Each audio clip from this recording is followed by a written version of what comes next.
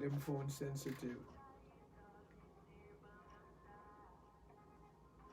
Good morning, Facebook. I am Paul on the ball, and we are just about to go live. I'm here with the man himself, Edmond Maduro. Stick and stay. It's gonna be hot as fire with Brother Edmond, and we're excited to have him here with us today. And we're excited to have you. So stick. Don't touch that dial. We're going live on the great ZBVI. I am your host, Paul on the ball.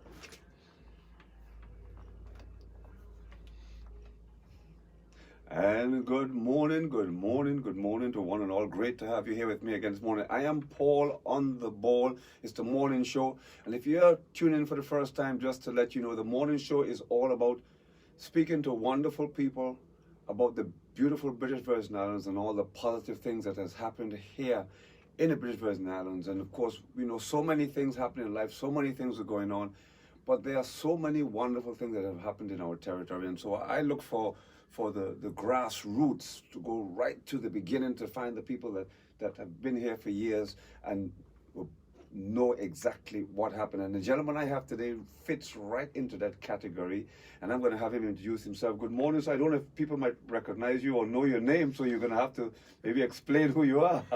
Well, I'll tell you this. Even when I called in on a show to make my own view, people stop me on the road and say, I heard you last night. So you can't hide. I can't. I could run, but I can't. You have the same problem I have. Of course, it's my brother Edmond Maduro. Edmond, so happy to have you here this morning. Well, I'm so grateful for the opportunity to be able to speak to my people again through your show. And it's something that I would just like as an introductory mark to start with, is that my personal view about government is well laid down in the Declaration of Human Rights passed by the United Nations in 1948. Upon that law stands every other law, even though they might have been there thousands of years before the declaration came to be. Then on top of that, the next law to that would be your constitution. And one of the things that we must understand, that the people are the government. And I do like what the government is doing now when coming so to the people with issues that they're putting through the House. It's a real way of dealing with government in a very wise way. And I'm so happy to be here, and I hope that I behave like a good boy tonight and I don't cut off anybody. Okay, good. There you go. There you go. You had your official apology from Brother Maduro. So all is forgiven, Brother Maduro. Listen, people are going to love to hear this morning because Edmond, I want us to go right back to the beginning, right? So I want us to let folks know where you came from. You didn't just come from the sky. You must have had parents, a mother and a father. Oh, well, no, the Maduros have a very, very, very important history. As a matter of fact, it was in 1600 the Maduros came to the West Indies. And it came to the West Indies, and they came to the West Indies, two boys came to the West Indies, and I'm not going to be afraid to say what I'm saying because it's historical facts. Okay. At the time when those boys were growing up, they were afraid that they might have been killed by the church. At that time, the church killed 15 million Jews. And it was all basically the Maduro family. So the Maduro heritage was Jewish? It's Jewish, yeah. Okay. We come from all the way. And as I learned about my family and I began to read the Bible, I pick up a lot of things like back in the very early days, the Jews, which I was a part of, they hated the Gentiles as much as the Gentiles hated them. Instead of dealing with the fact that God made all of us for a purpose. And that is still going on in the world today.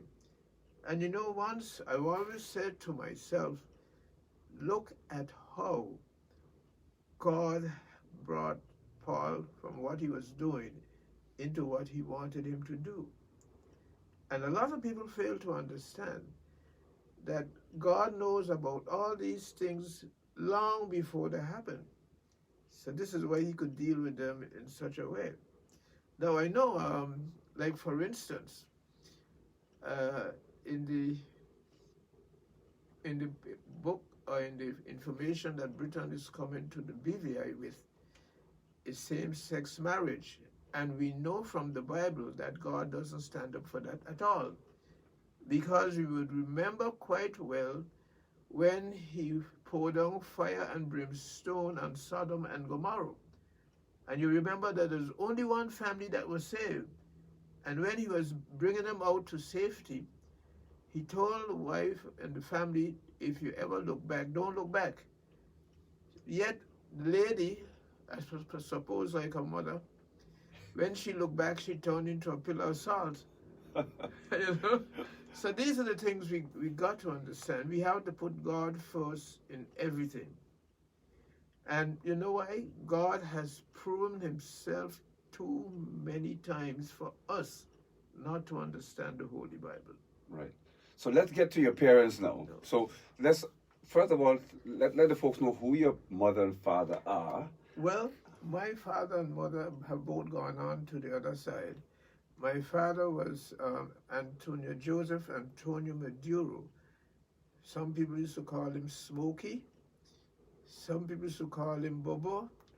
But he was a very well-educated and learned carpenter. To tell you why my father was so good and for me to make this statement, once he was, and I'm going to tell you all the truth, so I'm not going to tell you any lies. We want the truth. We want the truth. He was building the house for Mr. Laidler, there between Fish Bay and Kingstown. And when it came for him to cut the rafters and put on the roof, my father cut everything on the ground without going up in the thing to measure one thing. Mm-hmm. So the owner, Mr. Laidler, said unto him, Antonio, Mr. Maduro, what you're doing there is wrong. You have to take the thing up, put it where you want it, measure it, mark it, and come down and then cut it.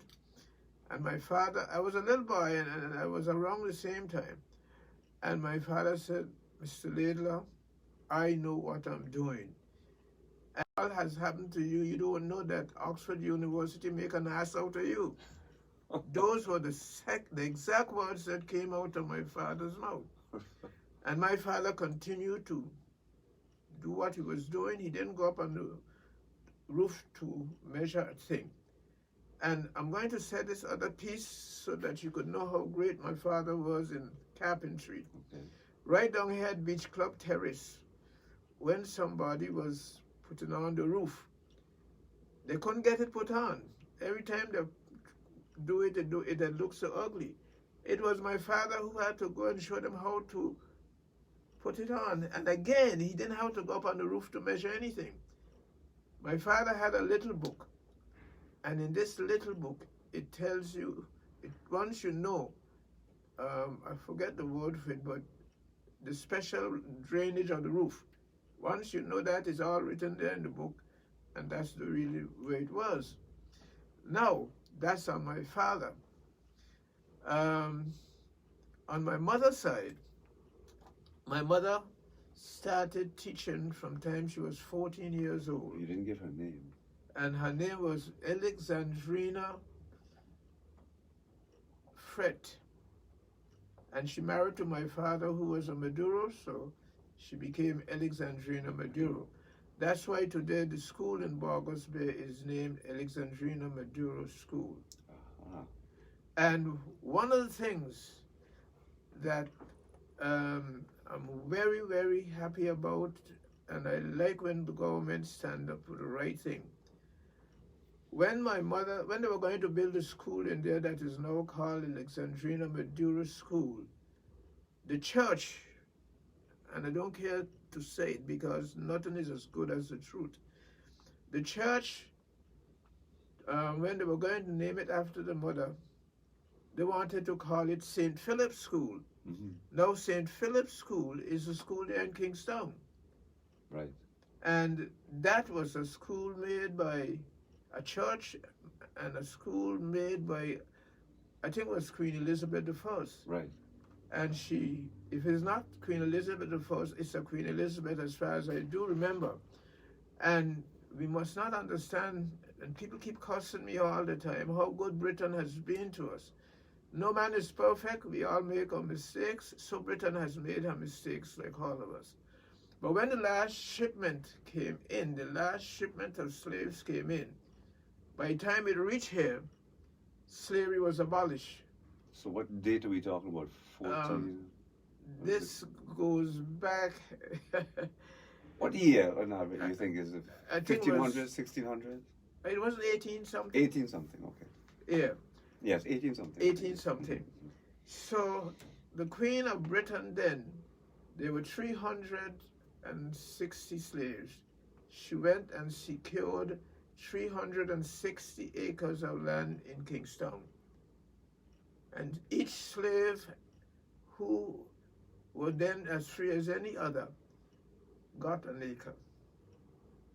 And she made a church. It was the Queen who made that church there for the people.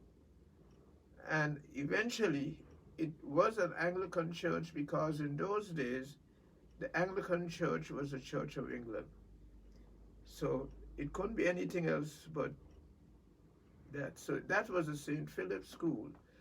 But I'll say this, in terms of my background, my mother's ancestors were primarily the people from North Song. The people in North Song, and they were rhymers. Her grandmother or her great-grandmother was a rhymer. And through the rhymers, through my mother's great-grandmother, we are virtually related to everybody in Virgin Gorda and to a number of people in Antigada. But now, going back to the two boys who started the Maduro family, when, as I said a little ago, but let me repeat it so that I can tie it up. When they realized that to get to the BVI, they had to change their name, because if they didn't change their name, the church would have still catch them where they were and stopped them from coming to the Caribbean, and they would have been dead too. So they were running. So they were running away from school. And what happened here, our original name was not Maduro, it was R-U-I-Z, Ruiz. And they changed the name to M-A-D-U-R-O. And they left Spain and went to Holland, because at those days, in the 1600s, Holland had a lot of possession in the Caribbean. And they got on the Dutch freighter, who used to bring food from Holland and used to bring the people and so on. Because lots of people don't know, in those days, the famine in the Virgin Islands was a major thing. Whatever we produce that could live long enough to reach to Europe used to go to Europe on all of those ships. And what happened here is when these fellows came to the West Indies, they landed in Aruba, Curacao, and Bonaire, into those Dutch places down by Trinidad, but a little west of Trinidad. And after they've been there for a number of years, or however long, then they came up to St. Martin, they came up to St. Thomas, and when they came to St. Thomas, they married to a De Castro in St. Thomas, and they also married to a De Castro here in the BVI. So it is, one of the things we must find out is that, I must say to you here tonight, the Maduros were one of the first owners of banks. There was a Maduro bank, a bank created by those same family that was before me. And I think up into my lifetime, when I was in St. Martin, they showed me where Maduro Bank was. So the thing about it is, I want to say to my listeners, particularly here in the BVI, the Maduros never ever abused slaves. They treated slaves like their own, as if they were equal in whatever. But of course, they employ people. Yes. And it was in accordance with the laws and so on that existed in those times. So one of the things we got to understand is that, in fact, I read a couple of histories about the British Virgin Islands, and none of those books having this kind of knowledge that I am here telling you. And I'll go on to say that the history of the BVI cannot be the history of the BVI unless it tells you where every family came from. Even those who came recently. If you're writing a recent history, even you, Paul on the ball, yes. When anybody goes to write a history of the BVI, they need to write a history because of what not only because of what your father contributed, but the fact you're talking about the history of the place. Yes. So the BVI is now a place of people from almost, I believe you'll find somebody here almost from every other island in the Caribbean. It's become a pepper pot, hasn't it, really? Yes. And I'll never forget when I was in charge of immigration, a gentleman came from Curacao, not Curacao, the Spanish place here next. Panama? Or? No, it's adjoined to Haiti. Santo Domingo. Santo Domingo. Yeah. A gentleman came from Santo Domingo. It's two experiences I had with that. And when those two family groups came, the power above me were trying to give them problems. I said, look, you cannot stop these people from coming here, because as the immigration laws was written then, and if they're not changed, it's still the same thing. Once your father or grandfather are from the BVI, you have the rights to acquire belongership in the British Virgin Islands. I won't call the deputy governor name, but at one time when this gentleman I was referring to came to me and he told me he wanted to stay in the BVI, he didn't even know that he could get belonger status. I sent him over to the deputy governor then and tell him that he give him his facts where he was born, and that tell him that I, Edmond Gregory Maduro, the chief immigration officer, told me that I'm entitled to belonger status and I need my passport. So when he went to the deputy governor, the deputy governor refused to give him the passport. So when he came back and he said to me, Mr. Maduro, I'm not getting any time to go on. Deputy governor isn't dealing with me. I said, give me a passport. I take up his passport from him and I stamp my stamp in it, boom. The holder of this passport belongs to the British Virgin Islands. Go right back and show it to him.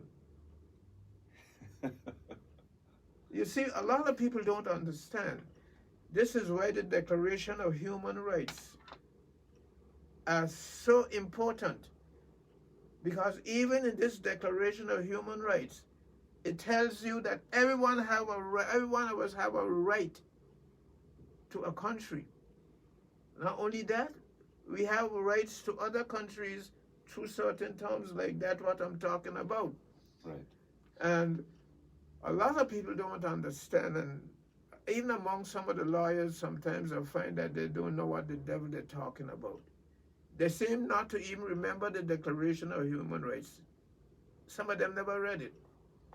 So, Edmond, I want to take you back because you let's talk a bit about your mother. She's a big name, not just in Borges Bay, but in the whole of the Virgin Islands. Well, I'll tell you this. My mother was the second appointed head teacher in the first school here in the BVI, which is the church in East End. There was a pen who was before her, and after the pen retired, whatever it was, she was no longer, after my mother was there, she was teaching from 14 years old.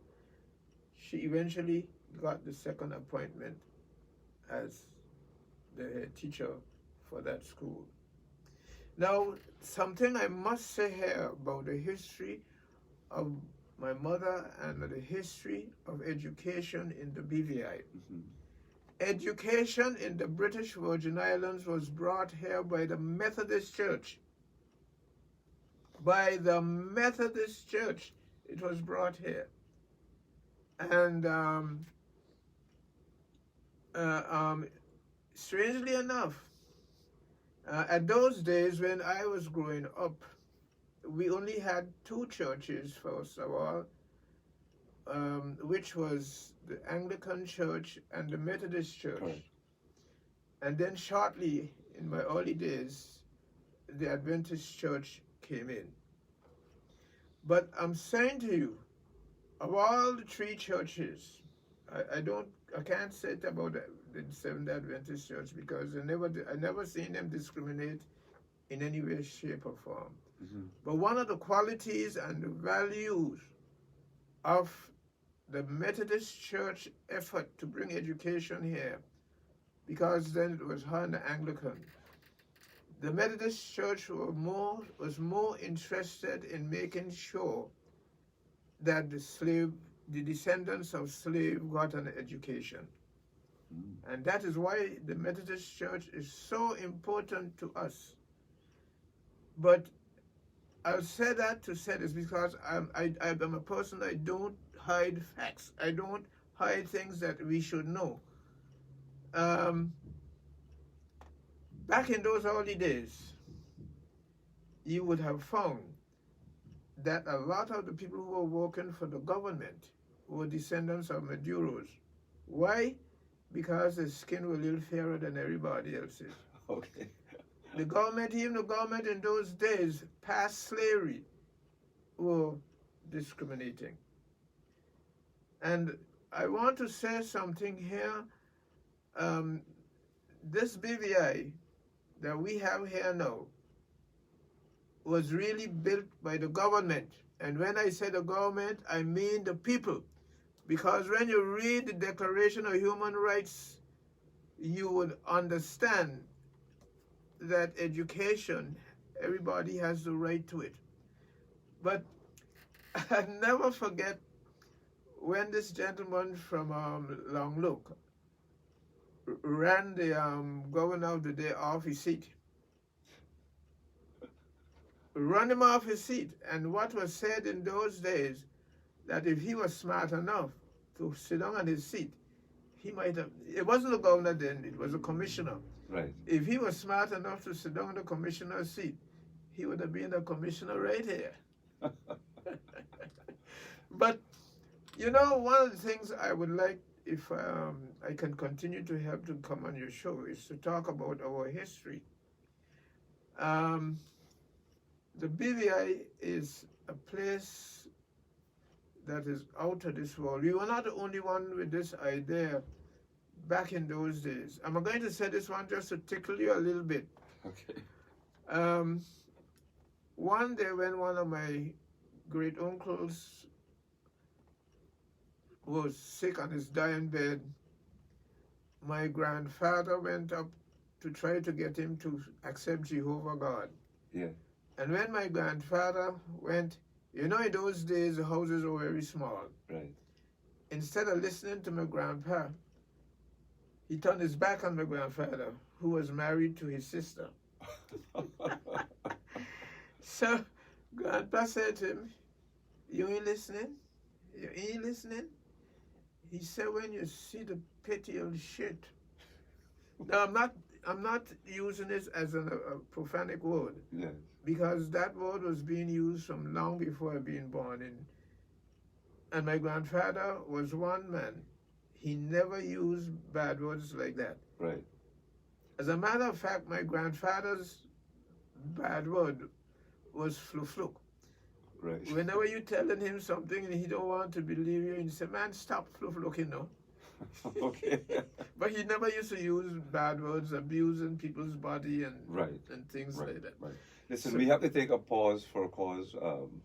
It's now half the hour. We're thank the sponsors, and I think we're going to put on the weather. Well, don't let me talk too much. I want thing you want me to talk Not about. at all. Maduro. I want the folks to hear a bit about when we come back, a bit about Alexandrina Maduro as your mother, what it was like for you as a child Yeah. to live with Alexandrina Oh Maduro. my God! Lord, So you're stick going us- in that one. We're going right there. So stick us, that stay one guy folks. tickle you. Please, Facebook as well. We're ahead with us. Appreciate having you. We'll be right back. Okay, we'll take a little break there, and then we'll be right back.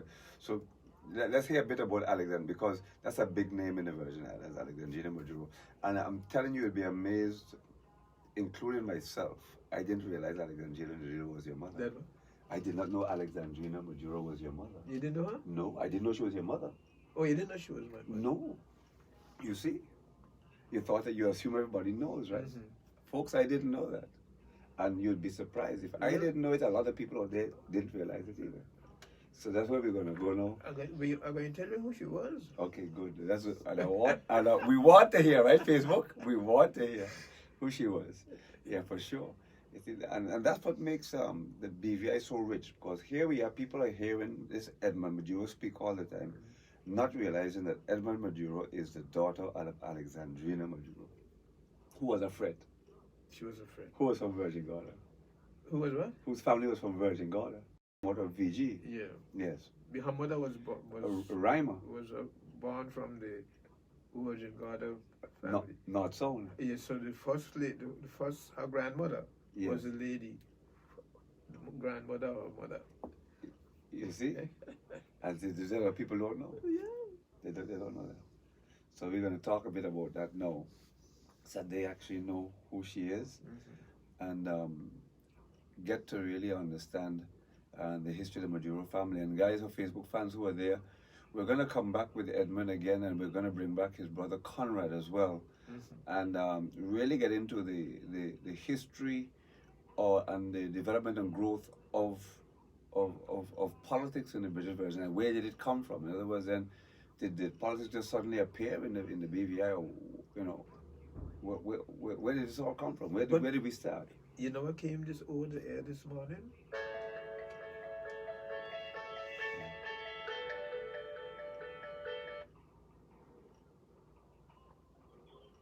Hello, I can't talk to you now. I'm on the air. I'm only telling you I'm listening to you. You listen to me? So you're gonna cut me 32? You're No, live. tell them I'll go to you. No, Well, spoil you. listen, you'll hear some more. And welcome back, folks. I hope you're all listening. I know we've got a large listening audience this morning because we have Brother Edmond Maduro on here. And in fact, if you've heard the name Alexandrina Maduro School in Bogus Bay, then you're actually listening to one of the children of that lady. And so it's his mother. Edmond, I want us to give a bit more of the history for folks who are listening. Tell us about Alexandrina Maduro, the history of her, and what was it like for you as a child to live with Alexandrina Maduro? Because you would know it better than anybody else. Let me tell you something. My mother, I believe it would be very hard to find another person like my mother in her days. Because in those early days, or like when I was 4, 5 years old, you must know the Pickerings, honest Miss Florrie and her children and whatnot. Every time I pass, Miss Florrie don't cook her food. She calling me in and feeding me. So I said to her one day, Miss Florrie, why you love me so much? She said, man, it ain't got nobody here could talk English like you. And I love how your mother brought you up and she taught you to be nice and never be. Well, my mother's children we weren't rude to anybody. Only one of us was a little rude, and I called it. Okay. But then when I discovered that her daughter, who was married to Uncle Jewel, she used to treat me the same way. Anytime I pass in her house and she done cook, she would call me in and feed me because of the same situation. Because my mother was nice to the whole of our family because she taught them to play certain musics. And I'll say this to you: once, when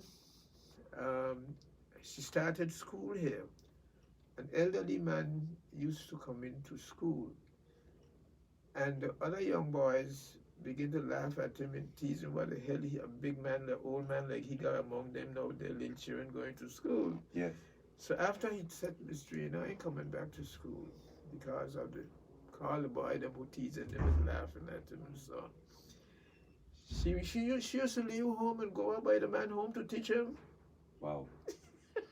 So she really loved the teaching. She was passionate. loved to teach. She loved to share her ability with everybody. There was a student of hers. I don't think he'll cut my tail, but this was Walvin Brewley. Okay. He was my cousin.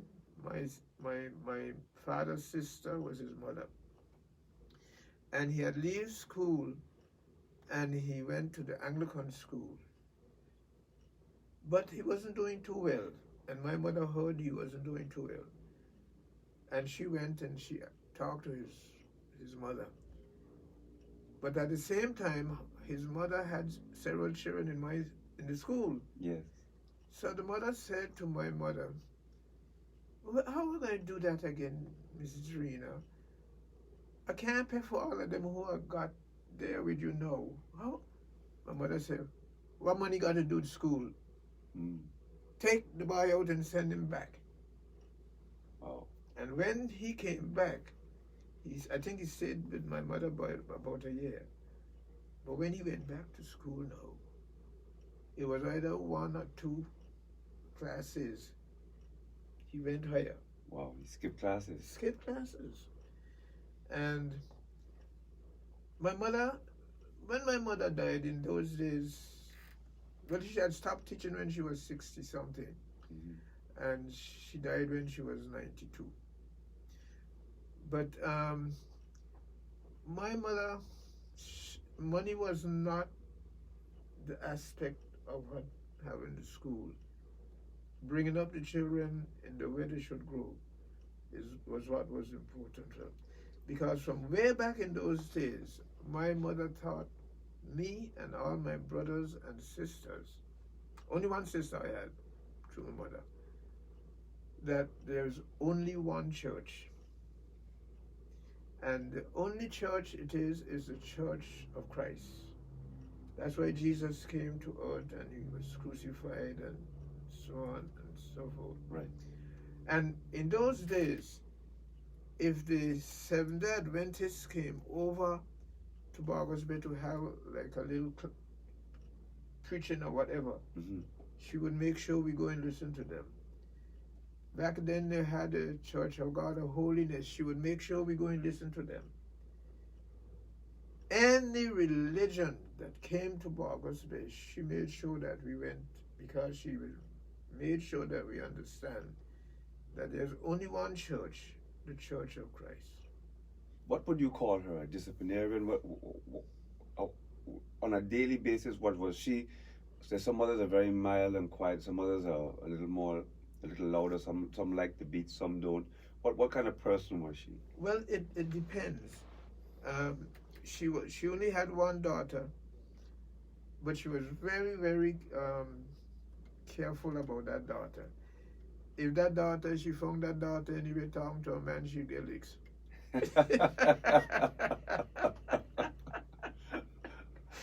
That was quite common in those days, though. I mean, yeah. They were very tight with the girls. They were very tight with the girls. I hope my sister says she here and listen to it now. She listening. Yeah. So now we know, sister, that maybe you got clapped a few times. Your brother says so, not me. I never got licks. Not you, I say. You say she got clapped a few. Oh yeah, she got licks a couple of times. Well, yeah. So let's get, as you mentioned your sister now, let's talk about your brothers and sisters. How many brothers and sisters you have, and let's Well, name them out from the top. The From first the to the top, last. the first child was a boy. His name was Edward Maduro. Then the second one was my sister, Nora Maduro. Nora. Then came Winfred Maduro, a boy. Austin Maduro. Conrad Maduro. Hanson Maduro. And the one sitting in front of you, Edmond Maduro. So there's Edward and Edmond. Yeah, Edward to the top and Edmond to the So bottom. so now we're finding out that you were the baby. Yeah. What was it like being the baby of Well, 7? one thing all the other 6 of them used to be angry with my mother for. She never wanted to cut my tatty. So this is the thing. I mean, I just heard you bragging there that Nora got licks. For everything she meant her doing wrong. but Edmund never got any licks. Why didn't Edmund get licks? I can't tell you. All I know, Edmund was never naughty. She didn't used to call me Edmond, you know. What she called you? She used to call me Mammy Sunshine. That's why he never got licks. That's right. So if I pass the supermarket and I call him Mommy Sunshine, that's okay? Yeah. Listen, folks, so from now on, he's not Edmund anymore. He's Mommy Sunshine. But look, everybody, even the Miss Flowey sometimes used to call me Mammy Sunshine. Because she used to call me so in front of everybody. I have to make sure I don't forget it. I have to memorize it now. So let's start from the top. What was Edward like? He was the eldest. Edward was a great son. My father left the house. He left the house. He had like too much little ladies. Right. He left the house when I was 2 years old. Wow. And all of us, even from time I was 2 years old and whatnot, we used to go in the garden to help my mother. She used to plant her own garden.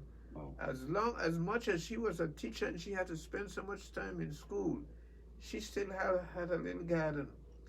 I never forget one day when I looked down, I see a papaya tree.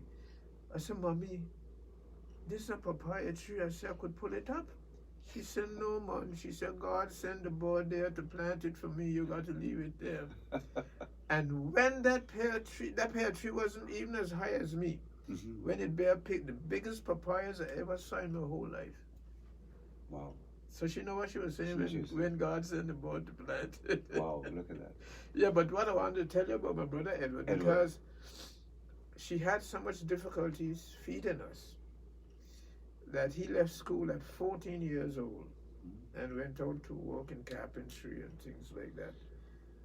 And back in those days, every cent Edward make, well, now and again he'd buy a shirt, okay, but nearly every cent Edward make, he used to bring it home and give it to my mother to feed the rest of us. So Edward was like a second father to all of you. Well, that's right. He was. Was he? I know some elder brothers are strict and they discipline the younger ones. Was he that kind of brother? Well, I don't know, but we were all kind of disciplined. Right. All kind of disciplined. Because Alexandrina didn't make those kind of jokes. Besides the fact that you were Mama's Sunshine outside of that. All right, so let's talk about Nora now. Careful, she's listening. Tell us a bit about Nora. I believe my sister Nora is the best sister ever in the world. Why? Because she was just like her brother Edward. She loved her family. My mother was just a little too cautious and vicious, you know. Nora wasn't doing anything wrong most of the time when she get licks. Right. If she ever did anything wrong at all, because she usually respected my mother and her brothers, and the whole family together. You know, it's like that. Right. So maybe because you're saying because she was one of the elder ones, the bigger children, your mother was stricter with the bigger kids. Well, it was not only my mother. When you go to East End, Long Look, and them places, so just like how my mother was strict with the daughter, all of them used to be strict with their daughters. Every one of them. I never forget when I'll say this just to let you know how righteous and good people were in Easton and Longlook about God's work. Yes. When my uncle Sidney went to court his wife, he had to sit down on the one side of her mother and she on the other side of mother. He couldn't touch her. Right. We see it on television, but never see that live. Beside on television. And I've seen that kind of behavior in movies, you know? Yeah. Yes. So that's how it was. So mommy sat in the middle and Yeah. they had a conversation. Yes. So again, let's finish off with Nora now. So she was... My sister Nora, I can't say one thing bad about my sister Nora. I don't know of one thing bad that my sister did to any of her brothers. As a matter of fact, when she got married, she make sure that each one of her 6 brothers got a green card from the United States. Is that so? Yeah. I'm probably the only one who didn't live in the United States for any time. Because up to now, I don't know any part of the world that is beautiful and as nice as the British Virgin Islands. I hear you. I would not go out to another part of the world unless I go to do something religious or to help some organization or something like that. Right. There's no place outside here that is as good as the right to me. Well, that's good to know. Yeah. So on to number 3, which is Winifred. Winfred? Winfred. Oh, yeah. Man, Winfred was so nice. He was, all my mother's children were virtually the same. We all cared for each other. You know? Every one of us cared for each other. What did you like most about Winfred from your memory? Well, Winfred was also a very good child, a very good brother. But he was a little ticklish. He used to tease old people. Okay. He was the mischievous one. Well, he didn't think he was mischievous. Uh-huh. He just thought that he was being a nice little boy. Okay. But I'll tell you this, not to hurt the family. No. But just to show you. One day I met a gentleman. I was sitting down on a piece of board outside a bar. Yes. And he said, "Man," he said, "you're the only Maduro that I like." He said, though that now include my uncles and the children and all the rest of them, because they used to tease him. I see. So he said, "I wouldn't pay 1 red copper for all the rest of them." But of course I knew that the gentleman he was being, is he who was out in himself. Yes. You know? Right. So next is Austin. Austin, oh, he was a great brother. All my brothers, to some extent, were great. What stands out for you for Austin? Well, he used to work with my mother just like my brother Winfred and Edward used to work with her to help, with the rest of us. Yes. So he was very helpful around the house and what have you. Oh, yes. Now, a gentleman that I know very well, I'm still going to ask about him because he was very close to my dad. Yeah. They were very close personal friends, is Conrad. Yeah. Well, my brother Conrad was more political. He loved his whole Beaver Islanders. As a matter of fact, he started the United Party. I do.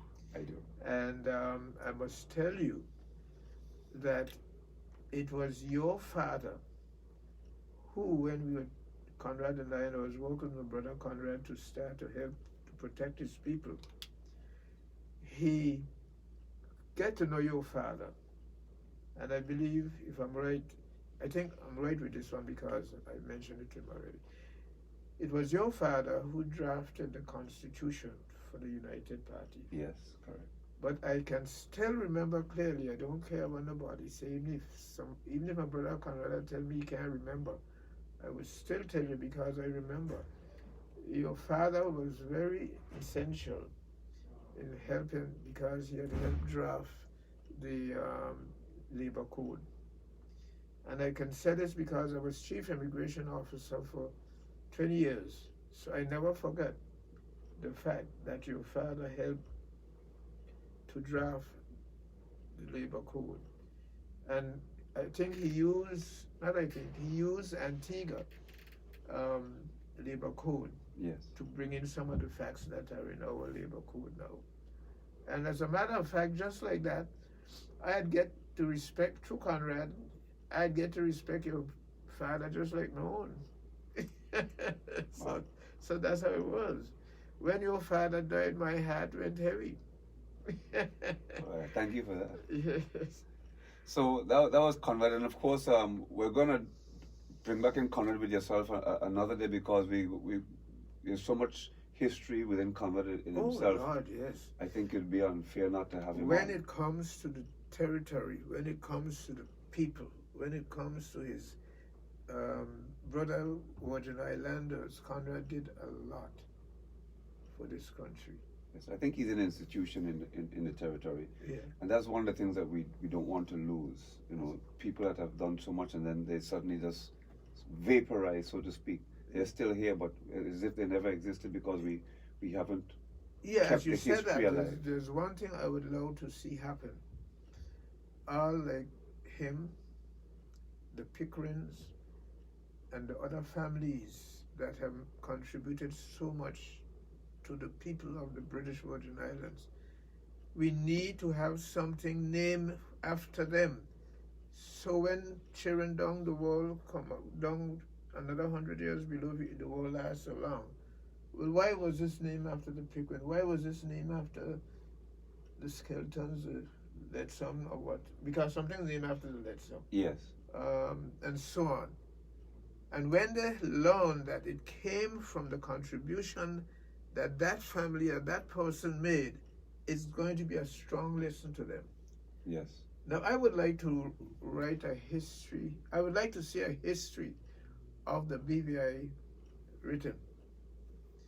And I was hoping that if I could ever get back on the air, we write this history through the people in high school and so on, where they could go to their mother and their father.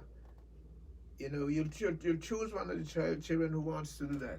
Mm-hmm. And they get to their mother, just like how we talk about where the Maduros came from and so on. Correct. That's only a small piece of the story, because you can't tell everything in an hour, you know. Tip off the iceberg.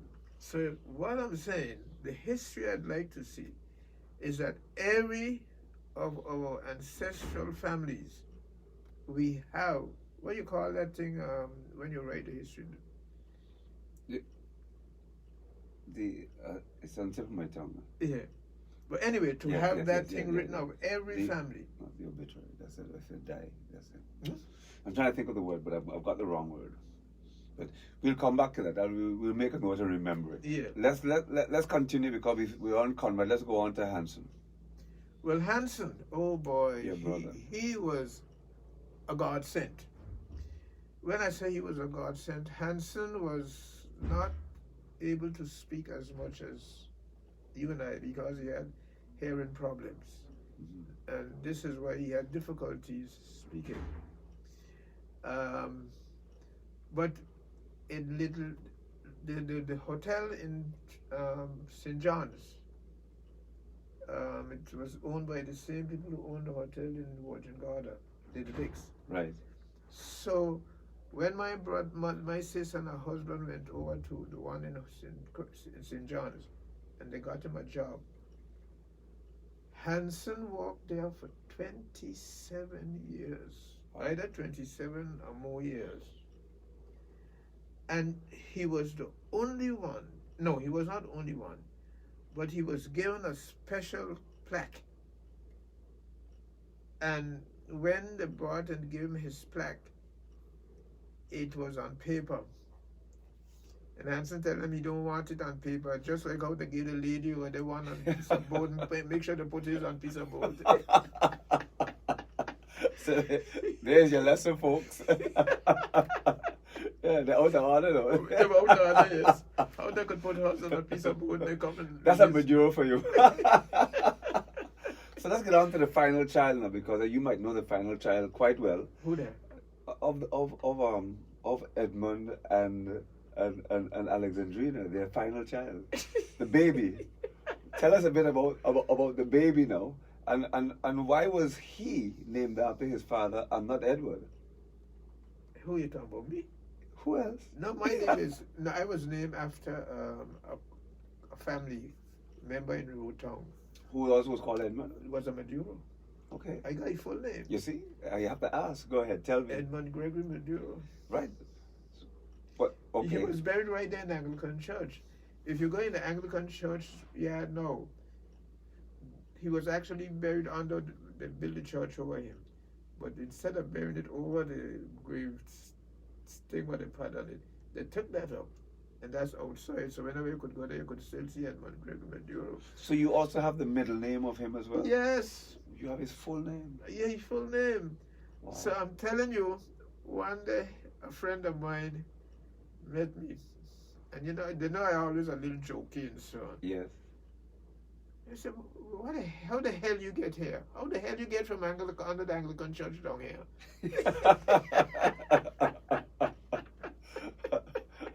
Of course, referring to your uncle.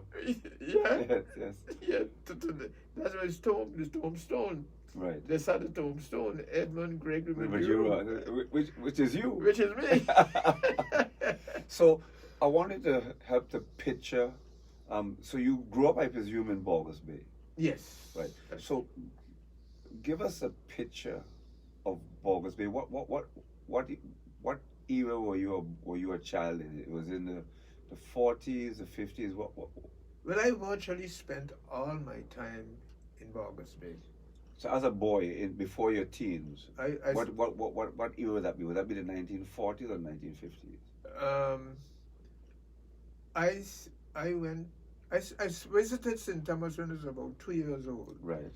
And I could still see my little self there with the other kids playing marbles. You know the marbles? Yes, They I used to remember, play the yes. marbles and all of that. But we didn't let sit down there too long, a couple of weeks or whatever. Right. But my whole life, except 9 months I spent in Trinidad, 1 month I spent in the UK on a chief immigration officer's course, and maybe a couple of weeks more in St. Thomas. So, but outside that, I spent all my years here. I didn't go to any college, except in Trinidad for 9 months. Wow.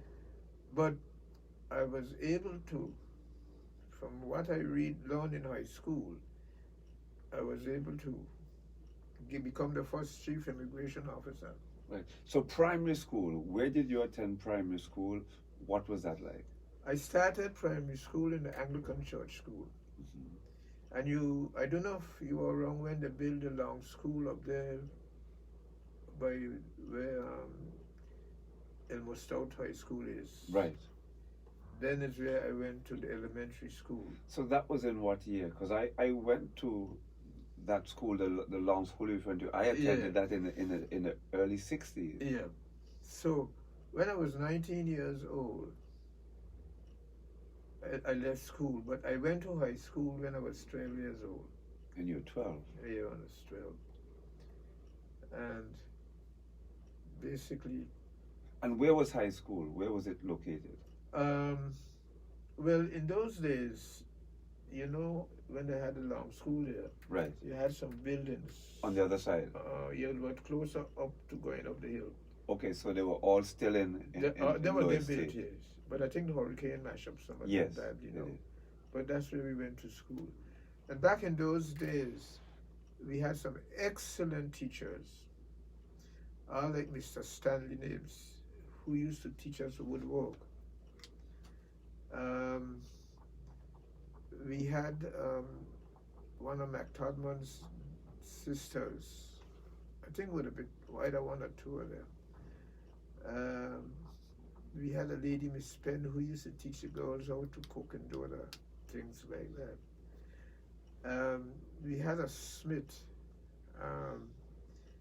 He wasn't a bad tall. He was good, but I said this to tell you how I could have been. One time he was teaching us geography, and he was saying something that was wrong. And I knew he was wrong. Right. And when he said, I said, teacher, you're wrong. That is not correct. He said, we get a little crazy with me. But I said, you're behaving stupid. I know what I'm telling you. You're behaving stupid. You're wrong. That is not true. When he took the piece of chalk, kept it in the piece of chalk right on the blackboard with, Yes. and he tried that to me. And it hit me right on my nose between the two eyes. I said, you see what I'm telling you now? You see how stupid you is? Harry, I think Horace was his name. Right. But after that, we would still become good friends. They became good friends. And he admitted that he had made an error? Well, he had to admit it, because in the long run, what he was saying was a lie. It wasn't the truth. Yes. And I would never oppose a teacher or anybody unless I know I'm correct, I'm sure. Yes. You know. But boy, you know, but what I said is, from going to school and learning and doing this, I spent, I think, 2.5 years in the hospital. And I loved the way Mr. Carl Dawson got along with me. He taught me when to do and how to do what I used to do in the laboratory. And Mr. Carl Dawson, I just listen to his show, you know. I make sure I listen to his show, because I called him one or twice, but it wasn't to call him down or to belittle him. No. It's just like when I spoke to Mr. Horace Smith. What Mr. Carl Dawson was saying was not wrong. But I love Britain so because of how Britain brought us up. Yes. I don't care what anybody says. If it wasn't for Great Britain, we would not have been where we are today. I hear you. Now, Edmond, you're going to have to promise me you're going to come back again, because we're in the tyranny of the clock. We're literally out of time. We're stealing time now, in fact. So I want to really thank you for coming on today, and all the history and knowledge you've given us of the Maduro family, of your mother and your father. Very, very powerful and prominent names in the Virgin Islands. The history of the Maduros, who used to be the Ruizes. Yeah. Well, I'm extremely thankful for you having me on this show. And I'm saying in the future, if it's what you have in your mind, is my biggest concern, again, is something like my brother Conrad. My greatest interest is the young people. And I want to be able to teach them the Declaration of Human Rights, our Constitution, and things like that. And even the thing I mentioned there to you about writing a history, you see like how they called in on this radio station? Yes. They could be able to call in and so on, and we could encourage them to do it, and eventually that would be great. Because what it would do in the long run, when their great-grandchildren thing come up, who, my daddy write that? My mommy write that? Wow. If she could do that, and he could do that, I could do much better than them. There you go. You see, so we'll be encouraging the young children to move on. So thanks again. I appreciate you, Brother Edmond. Thanks to all of you listening on the great ZBVI here locally or through the wide web. And of course, all of you Facebook fans as well. Appreciate you all being here. I know you enjoyed all the history that Edmond had. So until next week, stay safe and stay close to the man himself. Okay. Yeah. God bless you all. And thank you for having me here. Thank you. I certainly enjoyed it, Brother Edmond. We're going to bring back Conrad. So I'm going to tell him that we will have to give him a couple of days notice, because he likes to put his work together before he comes. Amen. And let him know the subject you want him to talk about. Don't worry, I will for sure. Bye for now.